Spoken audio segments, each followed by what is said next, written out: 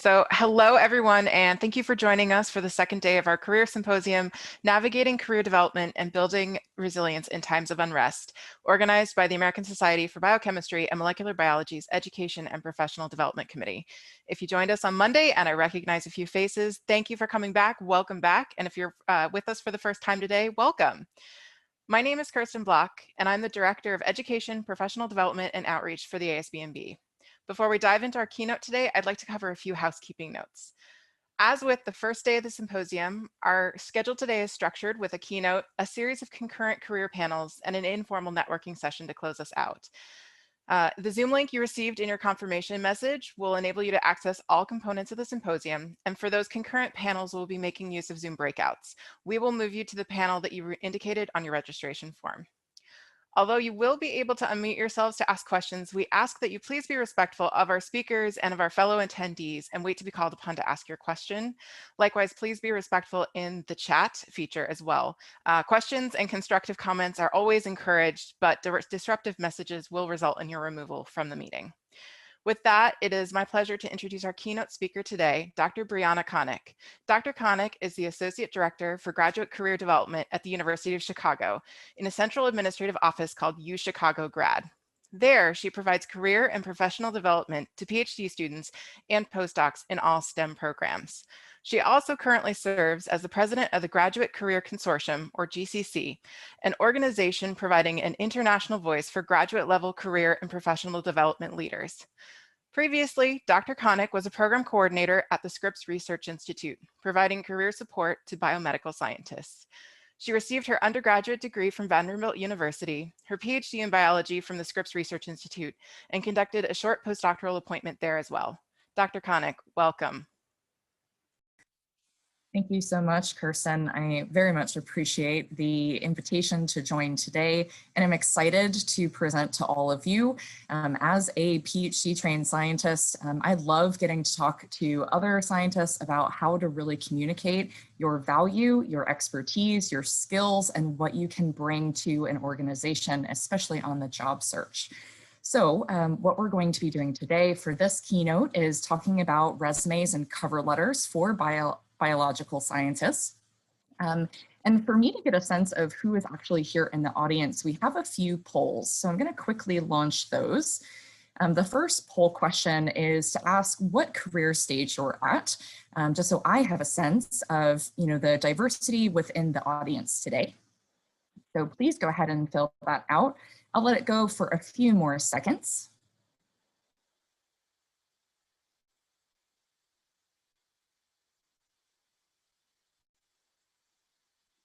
All right, we have almost 100% participation, so I'll let that go for a few more seconds and then go ahead and end it. Okay.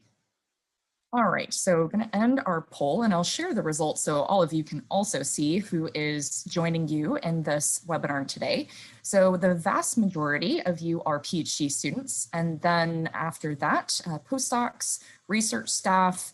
We have a handful of people in faculty and other types of positions. So welcome, thank you so much for being here and taking your time today. All right, one other poll question that I'll launch right now, and this is not a perfect poll. We are limited by how many answers we can offer in Zoom, but I'd love to know what discipline or field you would categorize yourself in. Again, knowing this is not fully the breadth of every type of biology subfield that you could be in, but this will give me a great sense of who's actually here today. So I'll let this go for another 10 seconds or so. So please fill out that poll for me.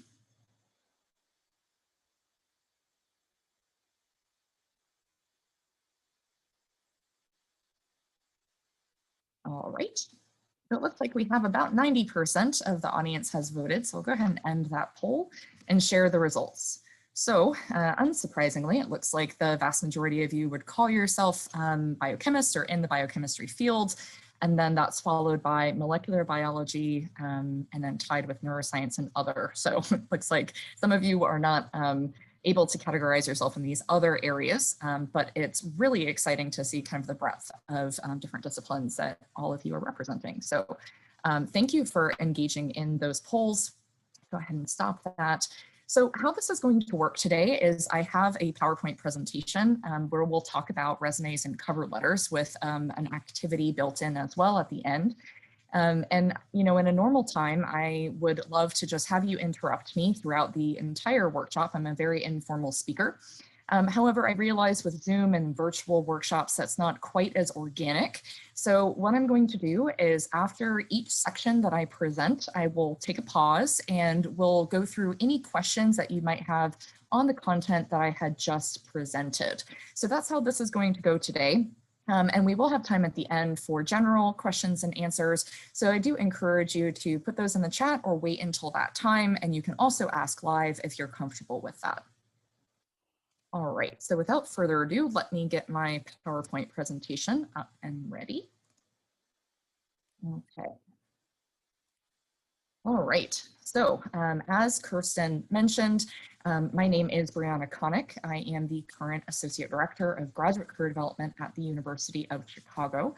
I have been providing career and professional development for junior scientists for over 5 years now, and very much enjoy being able to talk to other types of scientists about how to communicate their value, their skills, and their experiences as they navigate a variety of different career pathways.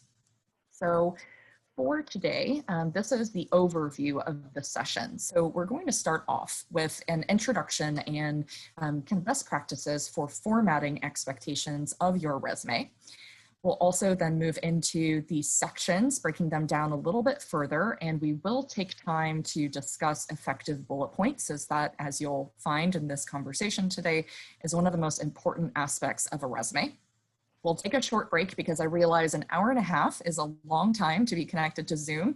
So we'll take a bio break for a few minutes in between, and then we'll move into cover letters, what these documents are, how to write them. And then at the end, we'll move into an activity of breaking down job ads and talking in more specific detail about how to actually tailor them, to tailor your documents to the job posting that you have at hand. So a few kind of caveats with this conversation today is that all of the details that I'll be sharing about resumes and cover letters are relevant to the US job market. Now I know many people will be applying throughout the entire world. However, the expectations for these documents and what they mean, they actually differ from country to country. So I do just want to put that caveat out there that what we'll be talking about, especially with the resume today, is specific to the US job market. A resume, that even just that word means completely different things in other countries. So, and then outside of that, the most important thing that I want to build in the beginning of this conversation is what perspective we should have as we are trying to navigate this job market, which can be, you know, a little bit challenging, and especially if you have spent most of your career in academic positions in grad school and a postdoc, then you might not know what searching for a job actually looks like outside of those types of contexts. So I think what's really important to just take a moment and think about this from a larger perspective of what actually happens to your documents once you press send. So keeping that in mind, one of the first steps that happens is that a recruiter or human resources professional is going to be just scanning your document. This is the screening step. And you might have heard a variety of details about how long they typically spend, especially on your resume. And I need to reinforce for you that the rumors are true. Generally, they only spend about 30 seconds to maybe 1 minute in total for that first pass of looking through application materials that are submitted for a particular open position. So we need to kind of think about that audience and how to get past this stage of the job application process. So that will be part of our narrative today, discussing these documents. So when a recruiter gets basically a pile of application materials, they'll glance through the resume, maybe look at the cover letter, and then we'll typically divide into 3 distinct piles. The first pile is really the short list. They found immediate information on that document that says that this person's probably a great candidate for the role, and they're moving them to the next step, which is typically a phone screen or interview. The next pile is what I call KIV, or keep in view. So as a recruiter is going through your resume, maybe they found a few things that seem to fit, but they might need to take a little bit of a deeper look to really assess if you're a good fit for the role. And then you have the third pile, which is the rejected pile. So they're not seeing any relevant information that makes you a good fit for that job. And to be completely honest with you, out of these three piles, the rejected is typically the largest. So with all of this in mind, what are recruiters actually looking for? Well, a lot of it is keywords that either match the job description itself, or they might have some notes from the hiring manager. And that's a term that we use to describe the person who really has the authority to make a decision in this particular case. So, if you're applying to a computational biology department, it would be the, or unit within a company, it would be the director of that unit who is the hiring manager. So they know what they need. They might have passed some notes along to the human resources or recruiter professional. But most of it actually comes from the job posting. Many people in these roles, recruiters and human resources professionals, are not scientists by training, and they might not know too much else about the position outside of the job posting. So besides keywords, they'll also look for the direct experience that aligns with the position, and also for reputable names, reputable organizations or institutions that you have been at, both academic and otherwise. So this is the perspective that we need to keep in mind as we go into the nitty-gritty of these two documents today. So always remember that you have 30 seconds to make an impression. So the advice that I am going to be giving you today is how to do that quickly, concisely, and effectively. So that's the goal. So to kick us off, the first part that we're going to go through is some introduction about what a resume actually is, as well as some of the kind of easy stuff, what I call formatting, but not everyone pays as much attention to this. You're more concerned with your bullet points, how you're putting your skills in there, but we also want to make sure that this is an easy to read and easy to navigate document. So we'll start off with these things and then move into the nitty-gritty of the individual sections afterwards. So all of you are in or have gone through some form of academic training or are currently going through it. So you might be really familiar with the curriculum vitae or CV, which is an academic document.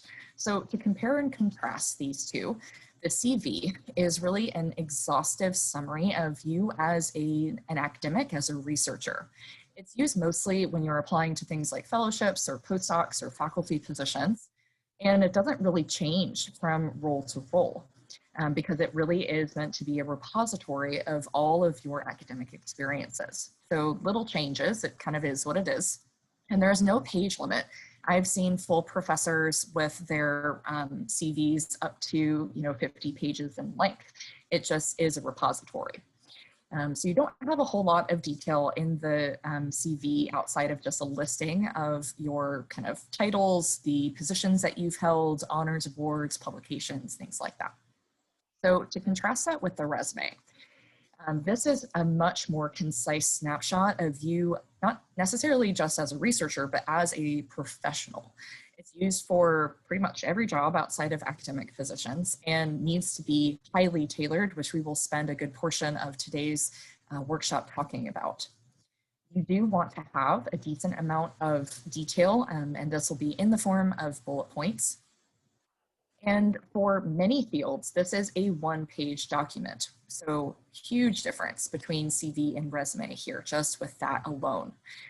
There are some asterisks under the resume to say that if you are applying for research-intensive positions in industry, that this would be a two-page document where you would include maybe a select publication section on page 2.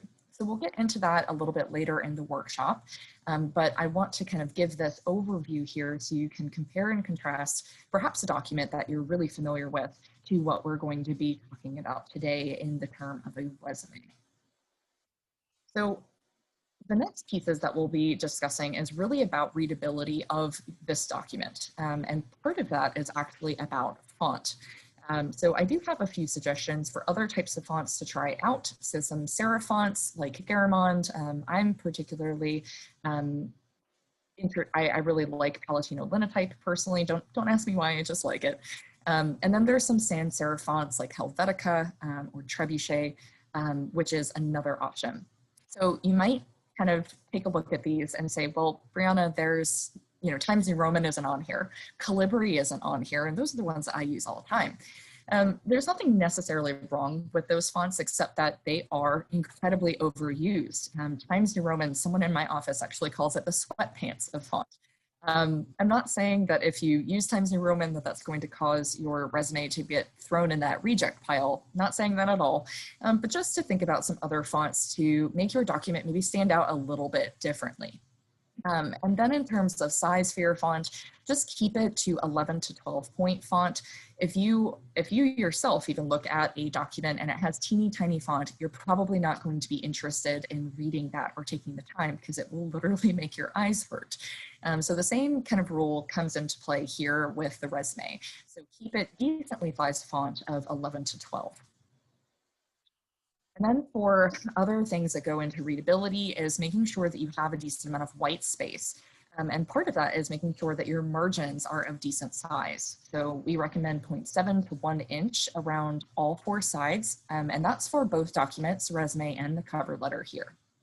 We want to make sure, if you think about it as kind of a general guidance, of about 70% text and 30% white space. So we do want to make sure that there's a decent amount of white space on here so that it's readable for someone who's, again, going to scan this in less than a minute. There are other things that we can do about how we organize this document to aid the content. So the first thing to know is that, if you're only having 1 page worth of space or 2 page maximum to put a resume together, we don't want to take up space with the things that aren't important, right? So the first thing is to make sure that your contact information is as concise as possible. So having your name on 1 line by itself, and then having your address, email, phone number on the next line, all in 1 line. So you're not taking up 4 or 5 lines when it could all be put on 1 line. For the education section, we really have to kind of take a look at what's going to be important for the job that you're applying to. Sometimes it's not going to actually be helpful to have a line dedicated to your thesis or dissertation title, unless there are keywords in your thesis or dissertation that actually align with the job that you're applying to. Most of the time it's not necessary. Same thing goes with a GPA. There's only a handful of industries these days that actually want to see things like GPA or test scores. For the most part, for those of you who are PhD students, postdocs, GPA is typically not really needed anymore. It's not important as compared to the expertise, research and training, and other experiences that you've built. We want to ensure that we have very clear headings throughout the entire document, again, going to readability. Bullet points, we'll talk a lot about that today, and going back to spacing, just making sure that everything's not crammed in, that we do have white space in between sections. In terms of vertical formatting, for each section, you want to make sure that this is in reverse chronological order. I know this is very distinct from, if you are familiar with NIH BioSketch, this is going to be the opposite. So reverse chronological order in each section. And then under each section, you want to actually include the bullet point that is most relevant to that role. So I know as a former research scientist that you're going to have multiple projects that you're doing, but not all of them might be as relevant to the individual job that you're applying to. So you want to make sure that the order of bullet points is actually reflective of what we can assess and estimate the employer is going to be interested in. And then as you go further back in time, you're going to have less and less detail for past experiences. So the most recent thing, the thing that you're doing right now, that should most likely have the most amount of bullet point details. And then in terms of organization on a horizontal way, there are actual gaze tracking studies that have been done to see how people look at resumes. So really cool scientific kind of studies that have been done on this topic. And what they found is that people actually skim down the left-hand side to see interesting information. So what we recommend is to actually have the most important information on the left-hand side. And this really means your institution or organization that you are at. We recommend putting the dates that you were in these positions actually on the right-hand side of the document to de-emphasize them, because it's much more important to show an employer where you were trained, where you did work, and what that work was, rather than the amount of time that you spent there. We also recommend keeping it to one level of bullet points, so not having multiple levels. They can really get lost, and we'll talk about putting good bullet points together in a few slides to make sure that we start off with strong action verbs to make it confident and active as you're describing your experiences.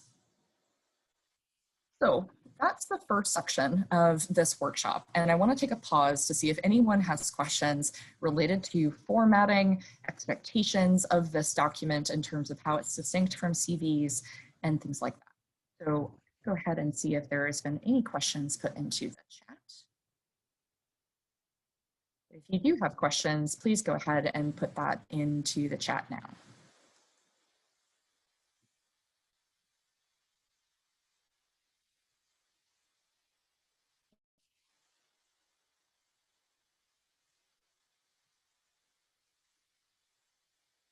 Wait a few more seconds to see if anyone is typing things in, but there's no questions at the moment.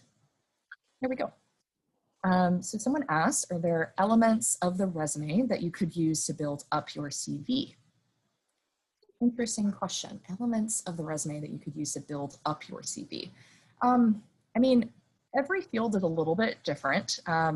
I tend to recommend for kind of junior level scientists to still put a little bit of details about your research experiences in the CV, like a little bit of bullet point descriptions. But for the most part, your CV is meant to just be a repository. You could include things like your leadership experience though, and things like that in your CV. All right, another question that was sent just to me. Once you've graduated, what is the most important thing to put first on the resume? School experience or work experience? This is a really great question. So, I feel like if you have just finished, if you are a very recent graduate, then you'd still want to put education early on as one of the first things in your document. However, if you have other types of research experiences, including if you've done a postdoc, then education is actually going to go below research experience. So we'll talk about that in a few slides. Another person asked, how do you judge which job posting requires 1-page or 2-page?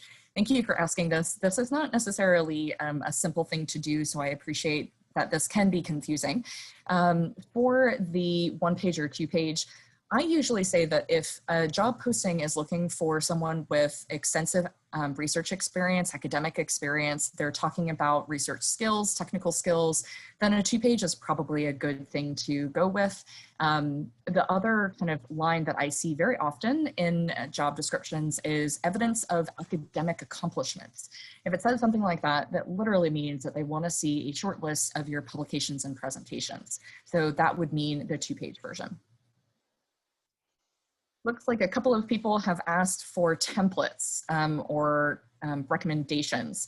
I actually really do not recommend using templates. They end up being more of an issue down the road as you change things up. And in the US job market, most resumes, unless you're going into a creative field, most resumes are pretty boring. So you don't have things like pictures. You can have, a color or two, but usually you don't have columns or things like that either. So really, really boring for the US job market. So I feel like templates are really not necessary. And end up being harder to deal with, especially if you're using columns or tables or things like that, can actually make it more challenging to change things up in the future. We will talk about formatting in the next section as I show you examples of the different sections. So I think we'll kind of wait to see that piece. All right, so for the sake of time, I'm going to continue to go through the rest of this workshop, but thank you so much for these questions. And again, I'll take a pause after the next piece to answer more questions again. All right, so moving forward into the sections of the resume and some best practices. So for that one-page version, which I've been talking about, there are kind of some expected sections, and then there are some other possible ones, and you really need to take your cues from the job posting. What types of things are they asking for? So, you know, the typical sections is going to be a heading, which will include your name, contact information, and any relevant website, like a personal website or a LinkedIn profile. Your education section needs to be included here, and then some kind of experience. So we'll talk about that in a few slides, but you will have an experience section, and that's very typical on the one page to also have some sort of skill section. The other possible sections, again, it really depends on what they're looking for and asking for. So for the most part, you know, publications and presentations, entire sections on those, they might be relevant, they might not be as relevant.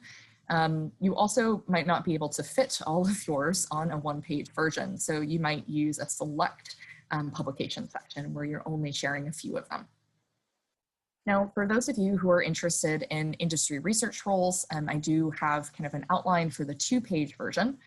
So the sections that I highly recommend or say basically are required, again, your heading, education, experience, typically this is a research experience section, technical skills, and then publications. And then depending on what other space you have and what else is being asked for in that job, some optional sections are things like a summary, which we'll touch on what that is, leadership experience, presentations, and then things like grants, patents, honors, and awards. If you do have a patent, then absolutely you should include it in your document. That's a great outcome and super relevant for industry research. But honors and awards, grants, most of the time, unless they're really well known or really prestigious, they might not even know what they are. So kind of keep that in mind. Again, we have only a certain amount of space to literally put and communicate our background and fit for the role. So we want to make sure that we are using that space as well as possible. So if I can say that in another way, you're not going to be able to fit everything that you've ever done on these documents. And we need to kind of just accept that in advance and figure out what is the most relevant experiences to include here. So what we're going to do next is move into these individual sections and talk about best practices. I've also built in as many examples as I can here too, and then we'll talk about bullet points. All right. So you've heard me mention a summary section one or two times in the past couple of minutes. So I do want to talk about this because it's one of my favorite optional sections to consider including in a resume. So a summary section is going to be basically at the very top of your resume, no matter if it's a one-page or a two-page version, typically right underneath your name and contact information. And you want to think about it as 3 to 5 bullet points. So I have seen people do short paragraphs effectively as well. And this is really an opportunity for you to figure out, okay, seeing the job posting, breaking that down and understanding what they're looking for, what are the top 3 to 5 things that I want the employer or recruiter to see immediately about me as a candidate? So the summary section is a really great tool to use when you are thinking about kind of highlighting or tailoring different things from job to job. So this is a sample of someone, a postdoc who is applying to an industry research position. And it really starts off with a branding statement. So they call themselves a molecular geneticist and bioinformatics expert. So thinking about, you know, how would you want to communicate about yourself or introduce yourself to this employer? What type of researcher or professional are you? The next couple of bullet points will focus on summarizing your primary accomplishments, again, as relevant to this job.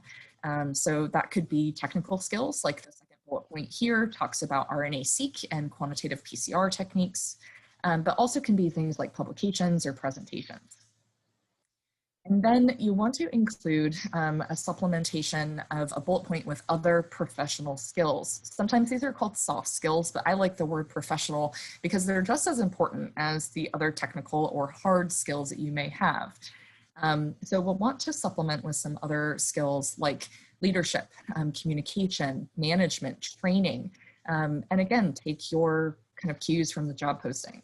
So for this example here, the 4th bullet point says interdisciplinary collaborator with experience working in both clinical and translational settings. So thinking about this person's application, I would probably say that they're applying to something that is going to be kind of bioinformatics or a little bit more kind of molecular in basis in some type of inflammatory area where they'd be working across both clinical and translational settings. So again, that's a presumption, but that's what I would kind of take away from this. Throughout the entire resume, we also want to quantify whenever possible. So for this one, estimating how many years of experience you have, things like how many publications, how many presentations. Quantification is just a really great way to give the reader some context, some significance, but also just the numbers kind of pop off the page, especially when it's just plain text. So the summary section is the one that I would encourage you to think about if you're applying to a variety of different types of maybe any type of role, and really wanting to highlight or emphasize a handful of pieces of your experience and expertise that you want that employer to see immediately right off the bat. Because again, this is the first section that they would see. Now, the education section is another required section for the resume. For those of you who are graduate students or undergrads, this would be at the top of page 1. However, if you are a postdoc or someone with extensive research experience as a staff member, then it would actually be at the bottom of page 1 to make sure that you are giving space towards the experiences that you've had since your graduate days. We want to include here only degree-based programs. So for those of you who are postdocs, your postdoc does not go in this section. It's only for a program that you've actually had a degree from. You want to lead with the name of the university. And you can see in this example here that awards and honors are included, but you need to have some type of brief explanation, especially those awards that are named and maybe very unique. You need to put some context here. What was it actually awarded for? As a PhD student, I received the Glenn Bailey Award, and that was only specific to my PhD institution. No one else knows what that award is actually for. So you need to put some context. A few other optional things that you can fit into the education section. And this, again, is just kind of if it makes sense for the type of job that you're applying to. So one thing, you can put things like relevant coursework. So I work with a number of PhD students that are interested in kind of business of science roles. And so they have taken a few business classes and they want to kind of highlight that for an employer to see early on. So, something like that you could put in as relevant coursework. We recommend keeping it to about 3. For the most part, putting your dissertation title or advisor is most likely not necessary at this stage. But again, if there are keywords in your dissertation title that are relevant to that position, then you can absolutely still include it. For the most part, I actually don't always recommend putting your advisors or committee members' names in your resume because unless they're going to be well known in industry or in the organization you're applying to, then it's typically not kind of necessary. It ends up being a little bit of a waste of space. Overall, though, the education section should be pretty short and sweet for the resume and that it shouldn't exceed 1/4 of a page. And that's for either the 1-page or 2-page version. Now for the experience section, think about this as tailored to each individual job. So if you are applying to a communications position, then you might want to include a communications experience position. Other kind of more specific sections that you could think about, like this example is showing research and project management experience. You can also put data analysis, leadership experience. So don't get stuck in that old school traditional, like it just needs to be an experience section. You can really call this out and make it more tailored to each individual job that you're applying to. So for your experience, you'll include both your graduate and if you have postdoc experience, it would go there. You'll lead with the name of the employer or institution or organization, typically in bold. Again, remembering that people read this from left to right and having the name of the organization on the left so that they can have that kind of name recognition there. Now, all of you need to figure out, right, how to describe your research experience. So for those who are undergrads, masters, or PhDs, it'll be included as education and experience. For postdocs, this will be only included in the experience section. And your employer for the experience section is going to be your university or institution that you are at. Some very common titles is to actually use graduate student researcher or graduate researcher, or doctoral researcher is another one, postdoctoral researcher or postdoctoral scholar for those of you who are postdocs. Now, I know that your technical title for a lot of graduate students is research assistant. However, that can actually mean technician at different types of institutions. So I recommend adjusting it slightly so that your title is more kind of accurate and reflective of the role that you have. Now we'll touch on transferable skills in a couple of slides, but I did want to mention that there's a lot of things outside of just research that you do as scientists that are highly relevant to an enormous amount of jobs. So breaking this down into written communication, this is editing, grants, all of your papers, oral communication that includes teaching, any seminars, conferences, or other departmental presentations that you've done. You can also think about, literally all of the projects that you have, your dissertation or thesis research as being project management. And then teamwork can be inclusive of collaborations, both internal and external to your research group, as well as academic service. So any types of committees or things that you do for your institution. And then leadership can come in a couple of different ways, of course. So teaching, mentoring, training others in the lab can also be thought of as leadership. So I just wanted to kind of give this taste to describe that, it's not just the actual research that you are doing, but all of the other aspects of your training that are incredibly relevant to other jobs. So in addition to the experience sections, technical skills is a very common section that I see in other scientists' resumes. So this is an example of a technical skills section for someone that's very computational or data science heavy. So there are some kind of best practices with this section. The first one is really that it needs to be tailored to each individual job. So especially those of you who have extensive research experience at this stage in your career, you probably have a lot of different skills that you have kind of accumulated over the past couple of years. So think about creating a master skill list and then putting them into subcategories. We want to make sure that this is going to be an easy section for HR and hiring managers and recruiters to navigate. So again, take your cues from the job posting. If they say that they need molecular biology skills, you should have a molecular biology subcategory to your technical skills section. And in addition, as you apply from job to job, so if you start off with that master skills section that I mentioned, you probably won't have enough space to include all of your skills on your resume. So we'll need to pick and choose as appropriate for each position that you're applying to. Not only will we need to do that, but I encourage you to tailor it to each individual job by adjusting the categories, the order of the categories, and the order of skills within those categories for the job. So I'll give you an example. So if this person who has this technical skills section is applying to a job where maybe SQL is the top thing that that position is asking for in terms of skill set, what I would recommend for them is then to put programming languages as the first section, subcategory, in this section, and then move SQL to the very beginning of that programming languages subcategory, so that you can kind of move things, make these little micro tweaks so that you are really tailoring to each individual position that you're applying to.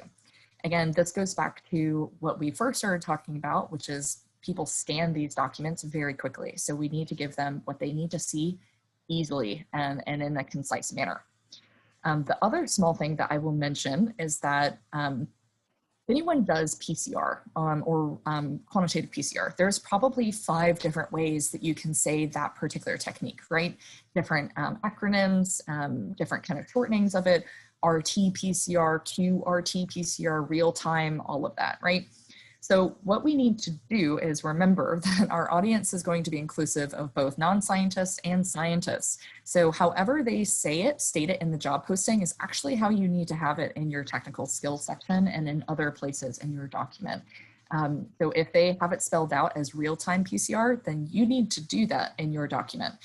This is to get around the kind of software that goes through your document to help screen for things, as well as those human resources professionals and recruiters who don't have the scientific background and might not know that qRT-PCR is the exact same thing as quantitative real-time. I know that sounds silly, but we don't want to get your resume thrown out for such a small thing like that. So the next piece that we're going to move into is really to start breaking down the bullet points, because this is really the part that takes the most time for you to craft really effective bullet points about what you have done, not only research, but other activities in your life. So to give you some framework for the structure, we'll want to begin with a strong action verb. You can literally Google action verb lists, but I do have a few that I tend to like here. And avoid passive verbs like assisted, helped, participated. They don't really communicate much of anything and don't really give much of an impact. We want to try to kind of mix up the verbs that we use, so don't repeat them very often. And bullet points are also not sentences. They are considered fragments. So that means that there's no pronouns being used and no periods at the end. We also, I would highly recommend sticking to 1 to 2 lines in length for your bullet points and never go on to 3. This is because I've literally found that people stop reading once you get to the 3rd line. And more often is the case that you can find a natural breaking point within that longer bullet point and put it into 2 that are going to be more concise and easier to read. Now, in terms of tense, it's really simple. For ongoing experiences, you keep it in present tense for your verbs, and then for past experiences, past tense. So what makes a bullet point really impactful? We want to make sure that it includes kind of 3 different things: what you did, why you did it, and then what happened, otherwise called the project, the purpose, and the impact. So thinking about it in this method, the project means that you need to make sure that you talk about what the problem or question is, inclusive of the technical details of how you actually kind of worked on it. What did you use to answer this question? We want to include the purpose of it. So what is the kind of reason for, what question were you trying to answer? Then the impact. So this can also be thought of as the significance, but it needs to be some type of outcome or achievement from your involvement in that work. So for academic things, it's really straightforward, thinking about if it led to publication or presentation, if it did get picked up by kind of media or something, that's awesome. But also business style types of impact. So did you optimize some efficiency? Can we actually estimate that? Can we talk about reducing costs for something or innovation? Now, I fully realize that science does not work as cleanly as every project leads to a publication.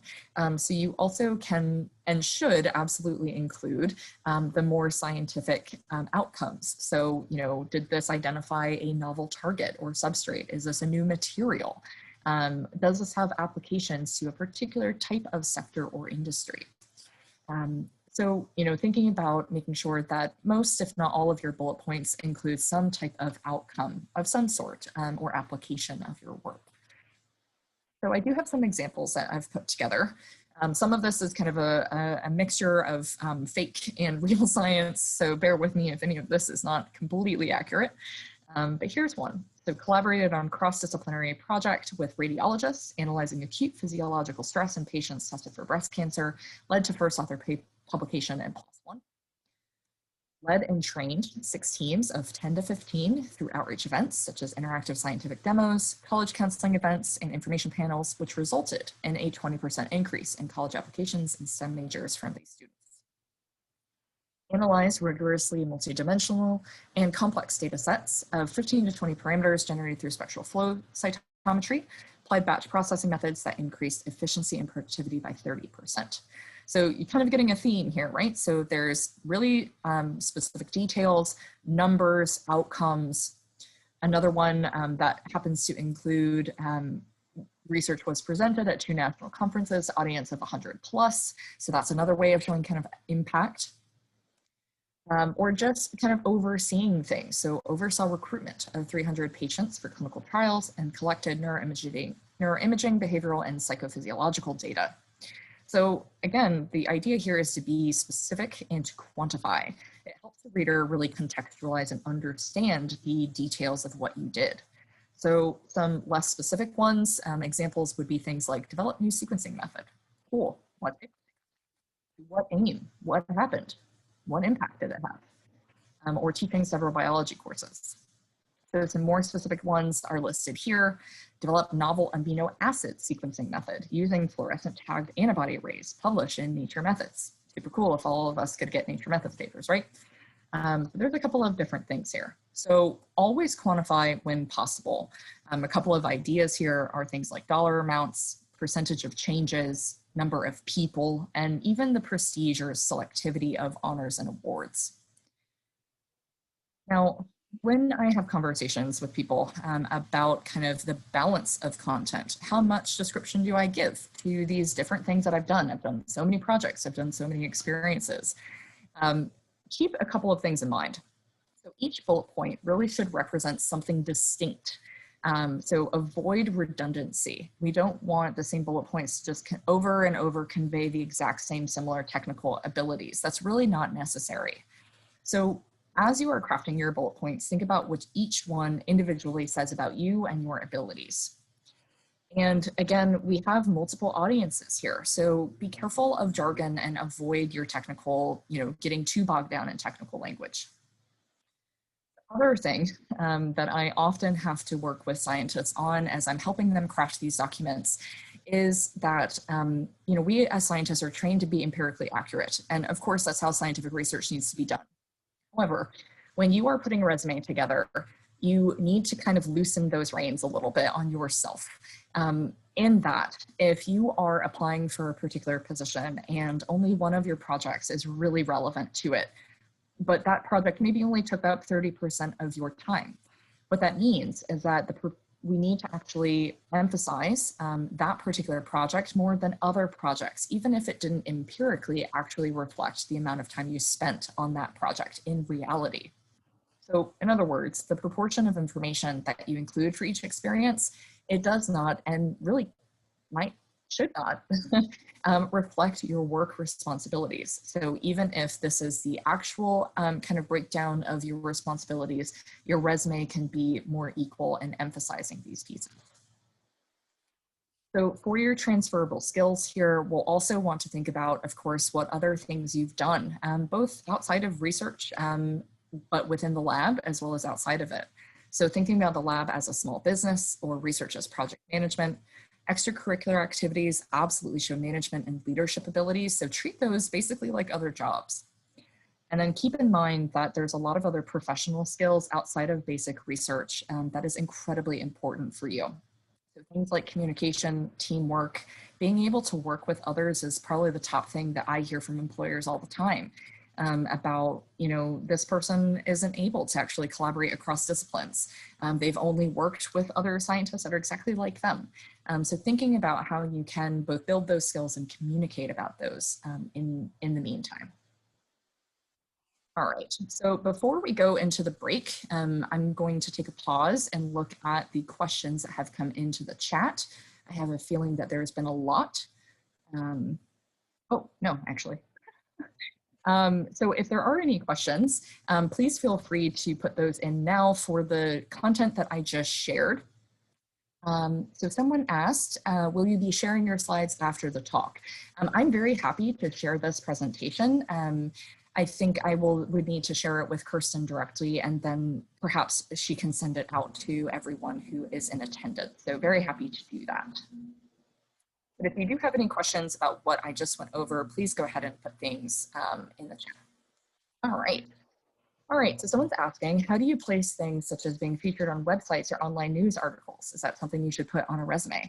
This is a great question, and congrats if you have been featured on, about your research or anything else. So first off, that's awesome.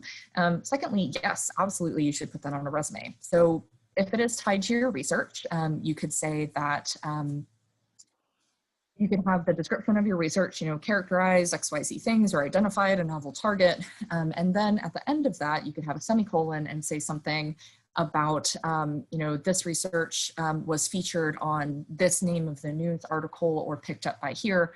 I have seen people sometimes hyperlink in their resume to that particular news article or website. So that could be an option for you to do. All right, so someone's asking, how much information would you share about something that isn't published yet? This is such a good question. Thank you for asking this. So this is going to be kind of your own judgment. Obviously, you don't want to get scooped, but we have so much research that goes on that hasn't been published. So if there are ways that you can describe it while still being specific and talking about impact of something, even if it's just identification or something scientific in terms of that impact of the research, then I would include adding that. But it'll have to be kind of your best guess as to how much you're comfortable with sharing the details of research that hasn't been published. Someone has asked, can you put a link to your website on your resume? Yes, you can. I would consider hyperlinking. I probably wouldn't do it too much, but a handful of times. Someone said, what about co-author publications in a prestigious journal? Absolutely. So that can be, again, an outcome from in a research bullet point. That would be a great thing to add. Is there a word limit on the resume summary? Probably not a word limit. I would say that it's usually about 3 to 5 bullet points, and most bullet points are 1 to 2 lines in total. So hopefully that gives you enough guidelines. Someone is asking a question about how often do recruiters look at LinkedIn? Recruiters use LinkedIn all the time. They can do keyword searches. So the nice thing about updating your resume is that if you're comfortable with it, you can literally copy paste into your LinkedIn profile to make it easily searchable. So recruiters use LinkedIn all the time to find job candidates, both before and after you've actually applied to the role. So I would make sure that it is up to date. And one final question before we move into our break. In terms of publications, if you use a short list or put the most relevant to the job, should you then provide a link to a full list similar to a bio sketch? Thanks for this question. So what I would recommend is to put in the heading for a select publication section the number of publications. So if you're only listing, say 4, but you have 9, then put in parentheses in the heading 4 out of 9, so that it gestures to the reader that you have more. You literally couldn't include it. I don't necessarily think you need a link to a full list. Anyone who is a scientist or researcher can easily look you up on PubMed or Google Scholar or things like that. So probably not necessary. So I'll stop there, and we're going to take a break for a few minutes. So it is, let's go with about 7 minutes. So I'm in Central Time, so we'll come back at noon Central Time or 1 p.m. Eastern or wherever you are. So give yourself about 7 minutes. This will be a good time to have a bio break, kind of review what we talked about, and get up and walk around. So rejoin us in about 7 minutes here, and then we'll move into cover letters and breaking down job postings for the last half hour.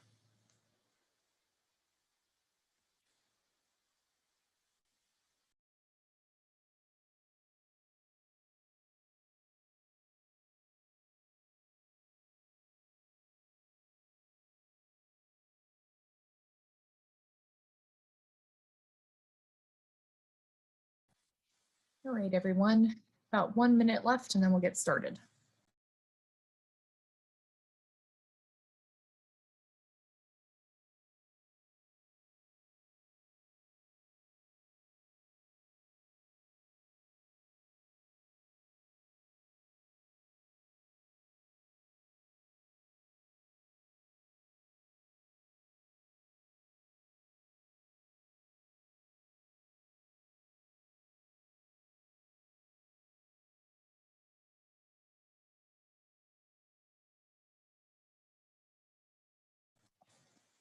All right, let's come on back. we're going to move into cover letters for the next half hour of this webinar today. And this is specifically for everything except for academic jobs. So that's a really distinct thing here to keep in mind. So a little bit to kind of give us some foundation for this section, we're going to talk about the necessity of this document, what it actually is in terms of the type of document, go into content, and then a little bit on formatting. So to start off as necessary, I think we want to talk about this a little bit because many job openings no longer even require a cover letter, though they usually have a upload additional document section to them. And this is a kind of snapshot from a 2017 survey about the fact that there's a lot of kind of people that don't ever write cover letters, and that a lot of recruiters themselves actually don't even look at a cover letter during their process. And that, especially in the States, that referrals are really serving as an introduction to an applicant. However, we would still say that cover letters are a best practice for job seekers. And that's with the distinction a bit between a recruiter and a hiring manager. So again, recruiters are people that will kind of look through a lot of different applicants, work with you to kind of fill a position.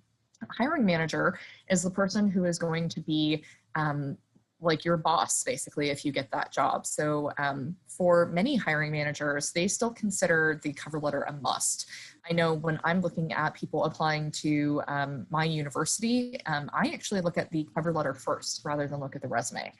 So we can't really presume that all of the hiring managers involved in the process are going to be dismissive of cover letters, and they use it to really evaluate candidates. So even if someone ignores a letter, going the extra mile, as long as you do a good job of putting a cover letter together, it's never going to count against you and can actually allow you to share a lot more specifics about your interests in that particular role. So thank you to Nike.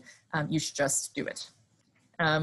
So the first thing that I want to do is really discuss what this document is, because many people that I work with have never written a cover letter. It's not really a document that we write any longer. Resumes, CVs, sure, those are relatively straightforward to kind of know what they are, but a cover letter is actually a completely different type of written document. So in a nutshell, you should consider a cover letter as an argumentative essay. Made to a specific audience. So you have the job posting, which is how you get a lot of information about the job, and the audience, which is going to be, again, the people within hiring roles. So this is an argumentative argumentative document, and that you need to actually have an claim of why you are a good fit for that role, and then you'll back it up with evidence. So an example of a claim could be, I can provide data-driven solutions to your client's business challenges. However, if you don't have anything to actually show that you have done this in past experiences, then how is that employer really going to know that you can do what you're talking about? So we'll need to back it up with evidence. So during my recent internship, I did XYZ things. So we need to have a claim, and then we need to back it up with evidence. And the claim is your argument about what of your background, professional research, whatever it is, that makes you a good fit for that role. So good cover letters make arguments, but there's no just one right way to write them. This really depends on the audience. So things like your tone, the content, even some small formatting changes could differ depending on the type of audience you're writing for. So to give you a very stark example, some of you might be familiar with the company Deloitte, which is kind of a large-scale financial consultancy. They do a lot of kind of tax business types things. So you have Deloitte versus a digital media company. So if you're applying to a position at BuzzFeed, you could presume quite a lot of distinctions between the tone and content that you would have. So if anyone does have an institution that subscribes to Versatile PhD, you can look up examples in your field or in the career pathways that you're interested in there. But what we'll kind of talk about today is a good framework that can be applied to really any type of job that you're applying to, and how to communicate what is necessary in this cover letter. So Hopefully, what is good news to all of you is that you can write a solid cover letter in just 4 paragraphs. But these 4 paragraphs need to do a lot of things. So they will introduce you to the hiring manager. They need to provide evidence, specific evidence, right, that you are a fit, that you have what they're asking for. In this letter, you'll also show knowledge of the organization, talk about your motivations for applying, and in a true sense, this is an evaluation of your written communication skills. So grammar does count, good sentence structure does count. So it is kind of the first pass. It's saying, is this person capable of communicating in a written method, in a written format, and can they communicate effectively? So to break down each of these 4 paragraphs, simple enough, the paragraph 1 is going to provide an introduction. You'll need to tell them what you're applying for. So why are you actually writing? Why aren't you interested? So they want to know what brings you to this particular job. If you talk to people that are there as current employees, this is also where you'd include that. And then what you will bring to the table, what makes you competitive. So we call this a main claim. And this usually comes at the end of paragraph 1. It's almost like putting a conclusion at the beginning. It'll show you with examples of how this actually can work. So as a sample, and this is a very tongue-in-cheek sample, so bear with me. Paragraph 1. As a current PhD student at the University of Chicago with experience in the field of monetary hygiene, I am applying for the position of senior money launderer at Trustworthy Bank. From my conversation with Tex Evader, Associate Director of Cleanliness, I learned that Trustworthy not only launders currency, but is developing a proprietary disinfectant to create the world's cleanliest money.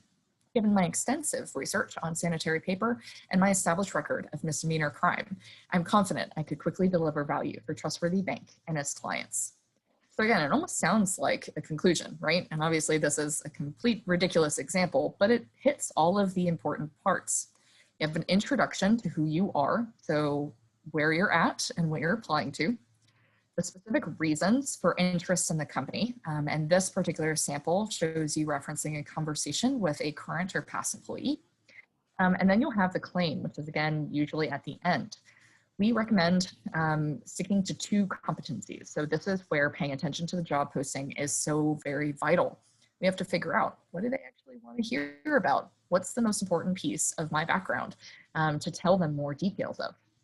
So thinking about your claim in 2 distinct competencies. So the first competency in this example is research on sanitary paper, so competency A. And competency B is going to be record of misdemeanor crime. So what this does, having this at the end of paragraph 1, is that it sets up the main body of the rest of your cover letter. So the body paragraphs, or paragraphs 2 or 3, are called the goods. This is where you begin with your strong claim, and then you provide that evidence. Again, claim plus evidence over and over. Typically for each paragraph, you'll provide 1 to 2 examples maximum. You don't want to clutter this up too much. And then what's really, really necessary is to tell them how it's going to apply in the job that you're applying for. So I call this a tie back sentence, tying it back to that role. So again, people skim these job documents pretty quickly. We kind of need to remind the reader why you're talking about what you're talking about. And overall, we need to show, don't tell. This is an incredibly vital piece of writing a good cover letter. We're just not going to make statements that you have experience in XYZ areas. We need to actually show them that you have that experience by telling a story. And overall, you're not going to repeat word for word your resume. It's not sentence version of your resume. We're going to put story paragraphs together to really communicate why the reason why you have this experience. So let me move into back to our sample. So for paragraph 2, my doctoral research focused on ways to improve the cleanliness of toilet paper. I sought to create a tissue that not only cleaned but disinfected at the same time. By combining household cleaners with industrial strength disinfectants, I was able to create the first tissue that makes the skin 90% more resistant to microbial infection than standard tissue. At Trustworthy, I will apply similarly innovative techniques to maintain optimal money laundering conditions. So it starts off by restating that first competency, examples of applying the competency, so specific research example from their PhD, and then the final sentence links it back to that role. that you're going to apply similarly innovative techniques to what they're doing. And then you apply the same formula, really, to the next competency. Beyond my expertise in laundering, I also bring a uniquely morally indifferent attitude that will serve trustworthy well. During my internship at the Maroon Bank, I routinely embezzled office supplies. I amassed such a collection that after one summer, I was able to sell it on eBay for $500, which was enough to buy my first forgery kit. This propensity toward white-collar crime will be an asset to Trustworthy in its efforts to defraud investors, while also providing them with the world's cleanest money, or cleanest currency, excuse me. So again, same type of formula. Restate the competency B, second one. Tell them how you, show them through a story, how you've applied or built that particular skill or competency, and then link it back to the overall role. So pretty straightforward formula, right? And then for paragraph 4, we're almost done. We want to gesture towards the future. So we need to conclude with confidence, reiterating motivations about why you're interested in the role. But again, we don't just want to repeat ourselves. Giving final thoughts or any types of things you really want them to know about you. And then we need to, again, conclude with something that looks forward to what happens next. So paragraph 4 is typically quite short. Thank you for your consideration. I'm confident that my research on sanitary paper and crime experience make me an excellent addition to your team. I look forward to elaborating on my skills and experiences in an interview. This is only 3 sentences, but it hits all the relevant pieces. Thanking them, the confidence about your kind of main claim, what are the 2 areas that are most relevant to that role, and then talking about the future, looking forward to elaborating on skills during an interview. So I know this is a silly example, but the point here is that there's a general formula or guidelines, if you want to think about it that way, that you can use to write a cover letter for basically any job by following this outline. So in addition, we need to touch on a little bit of formatting expectations for the cover letter, because again, this is not a document we tend to write very often. So there's a couple of expectations. If you think back about how you used to write like snail mail letters a long time ago, maybe when you were a kid, this actually follows the same expectations. So you'll start off with your contact information in the upper right-hand corner, and then the recipient's contact information or address in the left. You need to include a date, and ideally we would actually address it to a real human being. This would be the person that we want to that really has hiring authority, so the hiring manager. Again, that describing what that is, if you are applying to a data science group at a company, you would address it to the director of that data science group. I usually find this information online on the company website, like a Meet the Team page, but also in LinkedIn could be another opportunity. Overall, the entire thing needs to only be 1 page in length. That includes all of this formatting stuff at the top and bottom. And then it is a professional practice that you would actually insert a physical signature into the signature at the end. You can kind of put this together by having I think there's an Adobe tool where you can create a digital signature, and it'll be basically just a JPEG or something that you'll insert into your documents. For the recipient's address, I know this is a lot of lines to take up in a 1-page cover letter. So if you're needing some space, thinking about just putting it down to city and state. So you'll need at least the company name and then the city and state that it's located in. But otherwise, these are the kind of traditional expectations of this document. So to go back to the overall outline, we have paragraph 1, which has our introduction. So who are you? What are you applying for? And why are you applying? These need to be very specific reasons for your interest. So if you haven't talked to someone that's at this company, thinking about other ways that you can build in specific reasons. So are they well known for something? Do they, did they just announce a new kind of acquisition or a new merger? Something specific. They want to know that you've done your homework. And then you have this thesis, your claim of 2 distinct competencies. Paragraph 2, you'll have an example using competency A and then relating it back to that position. Paragraph 3 is example using a different competency, thinking about relating it back to the company again. And then paragraph 4 is thank you and looking forward to some type of interview in the future. So for the cover letter, you really need to actually tailor it even more than the resume. So thinking about how to do your homework, some suggestions would be to research the company, use that language about how it describes itself. You'd be actually surprised at how much time goes into crafting a mission statement for a company or a department or unit. So thinking about looking at that as the place to kind of put some details in. We highly recommend that before you apply to a job, you need to network. We haven't really talked about that much at all today because we're focusing on the application materials, but you can get a lot of details from conversations with current or former employees. So having that before you write can really inform, okay, you know, this particular unit, they really want people with this type of expertise. And then you can speak about it from that informed point of view. You'll cite any conversations with employees actually in the description or in your cover letter, excuse me. And then we'll want to use the job description to think about, you know, what are they actually looking for? And you know, putting your cover letter together with all of that in mind. So we don't operate in a vacuum, right, with these documents. We already touched on a bit of addressing an actual hiring manager by name here. So for the sake of time, because I know we have about 15 minutes left, I know there's some questions coming into the chat, but what I want to move into next is to really start talking about breaking down job ads and doing a small activity here. So, you know, we've talked a lot about tailoring for both the resume and the cover letter, but I want to actually walk you through how to do it. So for any person that I'm working with, when we're putting application materials together, again, this is not, you know, without information, right? There is information available from the job ad. So thinking about analyzing it and identifying competencies, technical skills, and those professional skills we mentioned. Paying attention as well to the listed order of competencies. So many job postings are like wish lists. They have a ridiculously long detail about the things that they're looking for, the responsibilities of the role.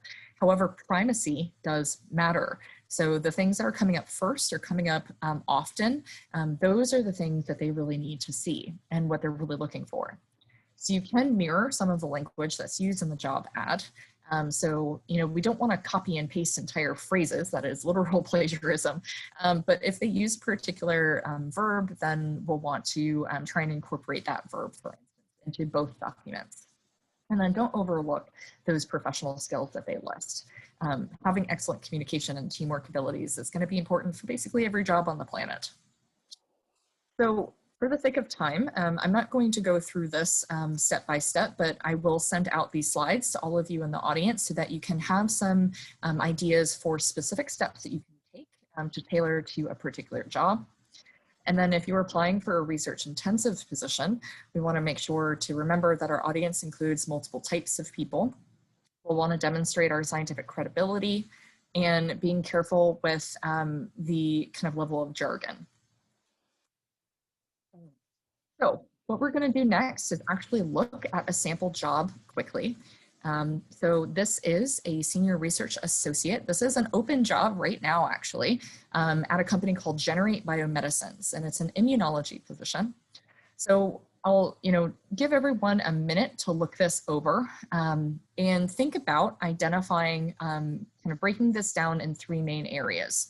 You have research skills and training, educational qualifications, and then soft skills. So those are the typical three areas that I think of.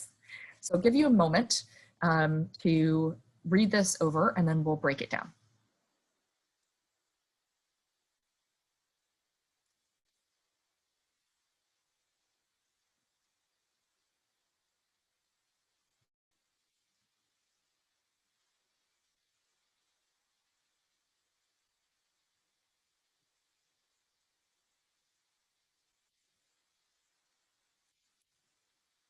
All right. So hopefully you've had a minute to at least skim this quickly. But again, thinking about these kind of three categories of how to break down a job. And there's many ways that you can break down a job posting. This is just tends to be how I start things off, at least. So the research skills and training kind of in this particular job posting comes up in a few different places. It's basically in every section of how this one is written. So it's in the position summary at the beginning, it's in the key responsibilities, and then it's also in the kind of qualifications section. So we have highlighted in red the focus on immunogenicity, immunological detection. They have assays is another big thing that they're mentioning, validating novel approaches. And then you also have the research skills and training in the experience and qualifications section. So there's a lot of cell culture expectations with this job, as well as a whole bunch of specific types of assays that they're looking for. For educational qualifications, this is usually the really easy part of breaking down a job posting. So we have the experience section. So this one is actually open to people with a wide variety of combination of education and experience. So an undergrad degree with 5 to 8 years, master's with 3 to 6, or a PhD with 0 years. So you don't need postdoc experience, you don't need anything else to apply to this, but they are looking for someone who has a very strong focus on immunology. And then for the professional skills or soft skills here, there's not a whole lot that jumps out in this, but a few. And it's in a couple of places. So we have collaborating across different types of groups. In the key responsibilities, they have like assisting with establishing and expanding relationships with people, presenting your work, collaborating again pops up. And then we have at the bottom of the experience and qualifications section, a couple of different things. So Generate Biomedicines is an actual startup company. So it's pretty small, which means that you're going to be working with colleagues from diverse disciplines, and it's pretty fast paced and collaborative. This is just kind of one way to break it down. The other thing that can be really helpful is actually putting the job posting into a word cloud. So that's what I did with this one earlier a couple of days ago. And so you can see the kind of words that are really being emphasized in the job posting. And this is just a copy and paste into a free word cloud generator online. But if you're having a hard time kind of picking out what words are being repeated or really emphasized, then using a word cloud can actually be a really unique and easy way to do this. So some of the key words in terms of techniques, again, putting this into categories, cell culture comes up many, many times. Immunogenicity, kind of modulation, that's another big one, and then assays. So those are the three that I would make sure to emphasize in your documents. For professional skills, collaboration and working on diverse teams was really strongly emphasized in here, as well as kind of building relationships with people. And then the verbs. So we mentioned kind of mirroring language, so you can do that with verbs. So the ones that pop up the most are things like develop, generate, establish, lead, and design. So this is just one way of kind of breaking down what a job is actually asking for. If I was working with someone for this, I would probably go back to that job posting and say, okay, do you have experience with T-cell simulation assays and mammalian cell culture, especially with primary cells? Those would be the two things that I'd probably emphasize in terms of skills. And then if you have, for the cover letter, research experiences where those are the main things that you did, including any of the kind of name techniques that they have, then that would be one way of kind of organizing your cover letter, is to focus on maybe a research project that you did that was focused on developing a new immunoassay or using one or flow or something like that. This also gives you a lot of the actual techniques that they're looking for in this job posting. So making sure that you are ordering your technical skills section kind of in alignment with that. Here's another job ad. Thinking about, the same thing, breaking this down into research skills and training. And I know I picked 2 scientist positions today. I figured that would be kind of the easiest to talk through. But again, the same thing with research skills and training. This comes up in a few different places. So, big chunk in the responsibilities. And then this one actually breaks it down between basic qualifications and preferred qualifications. So you do, when a job posting does this, you do need to have everything within the basic qualifications. Then you only need to have about 70%, give or take, 70 to 80% of preferred qualifications to be considered qualified for this role. Educational qualifications is pretty straightforward. They're looking for someone really with a heavy stats or genetics background. And then soft skills can come in a couple of ways. So working on kind of optimization, communication skills are emphasized multiple times. So I wanted to show you, I put together kind of a sample technical skills section as it relates to this job. And I know I'm going quickly here and you'll get these slides, you can kind of look back at this. But kind of ordering, going by what they were asking for, they had a lot of GWAS and FWAS that they were looking for in terms of kind of genetic data. Programming languages, Python was number one.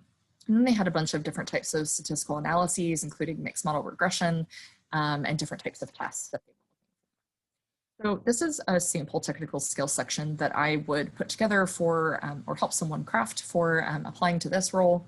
And then in terms of potential bullet points, there's a couple of here. Again, this is completely fake science just for instructional purposes, but it really builds in the kind of most important questions or sorry, keywords that this job is asking for, multiple audiences with both documents.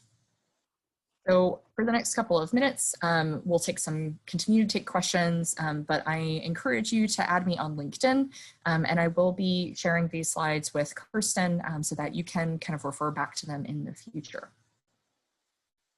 So thank you so much for your attention today. I'm gonna go ahead and stop sharing my screen.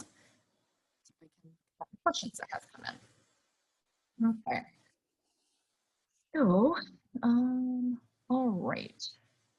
So someone asked, do you need to address all skills mentioned in the job ad? You may not have all the skills and requirements listed. So thank you for asking this. You do not have to have everything. So as I mentioned, you are expected to have between 70 and 80% of what a job posting is asking for. I would say that your resume probably needs to encompass all of the skills that are relevant for that job that you have. For the cover letter, you're going to have to pick and choose. What are the kind of pieces of your experience that are the most relevant for that particular job, and then craft research-based stories to communicate and show them how you've built that experience and expertise. Another person asking, how far back should you pull for research experience? For example, I worked on T-cell simulation assays when I was a first-year graduate student for 2 months, but have not done these assays for 7 years. Yeah, this is a great question. So again, it kind of depends on, you have to be comfortable with how you're presenting yourself on these documents. You have to be super, comfortable with saying, yes, you have expertise in these areas. So if you feel like you could pick up T-cell stimulation assays pretty quickly, then I would probably, put maybe 1 to 2 bullet points there. But because it's not the true bulk of your expertise any longer, you wouldn't want to overpromise on something like that. So you certainly can pull all the way back. So again, resumes are meant to be everything that's relevant for that job. So you can certainly include kind of past research experiences as relevant to that role. But again, just being careful not to overpromise or put too much detail there if you're not comfortable with being able to do that technique like immediately. Okay, more into the questions. Okay, so there's a question about addressing a real human in the cover letter section. So if LinkedIn or websites are unclear about who the hiring manager is, or if a team is listed, is it better to address one person or address a team in general? Yeah, this is great. So if you are not able to or confident in kind of identifying the main person that you think would be a hiring manager in this job, then you can go back to kind of the backup would be saying dear hiring manager would be another option. Or you could say dear, computational biology team. Those would be the other options I would recommend. Okay. And then someone also just kind of last question here that I'll get to, how would you change the format of the cover letter when the instruction is to include in the email, right? So if there's not an actual upload this attachment, then you're not going to have your contact information and their contact information and the physical signature at the bottom, but the kind of paragraphs 1 through 4 with a sign off of some sort is still the recommendation for kind of copy and pasting it into an email body. So I know I didn't get to all of the questions and we're officially at time. Please feel free to connect with me on LinkedIn, add me as a professional connection there if you'd like. So I'm going to put up, someone is asking for me to put up the last slide one more time. So let me do that really quickly for you. So this is my email and then my LinkedIn. You should be able to find me pretty easy just by searching my name on LinkedIn if you don't get this. But thank you so much for your attention today. I hope that this has been really helpful as you navigate your application materials. Thank you, Briana, for an excellent and informative workshop. I hope everybody learned a lot from that. I certainly did. As a hiring manager currently going through the hiring process, I was nodding my head vigorously along with all of your recommendations. So you've heard it from another person as well on this side of the hiring.